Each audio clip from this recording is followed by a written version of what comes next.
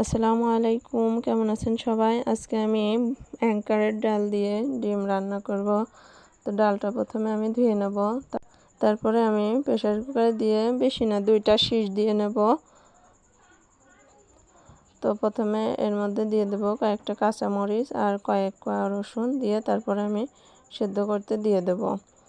2টা শীষ দিয়ে আমি নামিয়ে নেব। তারপরে একটা বাটিতে আমি 2টা ডিম ভেঙে নেব। তার মধ্যে দিয়ে দেব কয়েকটা কাঁচামরিচ কুচি আর পেঁয়াজ কুচি এবং লবণ দিয়ে ভালো করে ফাটিয়ে নেব। তারপরে ডিমটা ভালো করে ভেজে নেব। আমার রান্নাগুলো যদি আপনাদের ভালো লাগে অবশ্যই আমার পেজটি ফলো দিয়ে পাশে থাকবেন। আমি ডিমটা ভেজে তুলে নেব।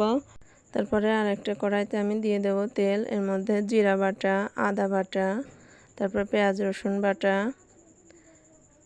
একটু নাড়াচাড়া করে তার মধ্যে দিয়ে দেব কয়েকটা দারচিনি, এলাচ, একটা তেজপাতা আমি মাঝখান দিয়ে ছিঁড়ে দিয়েছি।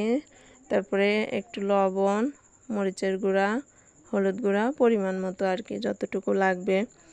তারপর অল্প একটু পানি দিয়ে আমি মশলাটা কষিয়ে নেব। মশলাটা কষানো হয়ে গেলে আমি এর মধ্যে এবার দিয়ে দেব ওই সিদ্ধ করা ডালটা। তারপর ডালটা একটু নাড়াচাড়া করে এর মধ্যে আমি এবার দিয়ে দেব কিছুটা পানি দিয়ে আমি একটু ঢাকা দিয়ে রাখব। তারপরে ঢাকনা তুলে একটু নাড়াচাড়া করে এর মধ্যে দিয়ে দেব ভেজে রাখা ডিমটা। এই যে ডিমগুলো আমি একটু কেটে ছোট ছোট করে নিয়েছি। তারপর আমি দিয়ে দেব গরম মশলা গুঁড়ো। এটা দিয়ে আমি একটু ঢাকা দিয়ে রাখবো যাতে গরম মশলার বাসনাটা তরকারির মধ্যে যায় ভালোভাবে। এরপর আমি নামিয়ে নেব। এই যে আমার তরকারিটা একদম রেডি। আমি এবার খেয়ে দেখাবো। এটা খেতে এত মজা আর এত ভালো লাগে খেতে। আপনারা অবশ্যই বাসায় একবার রান্না করে খেয়ে দেখবেন। ডালটাও দেখুন সিদ্ধ হয়ে গেছে।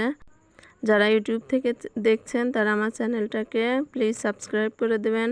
ভালো থাকবেন সবাই। আল্লাহ হাফেজ।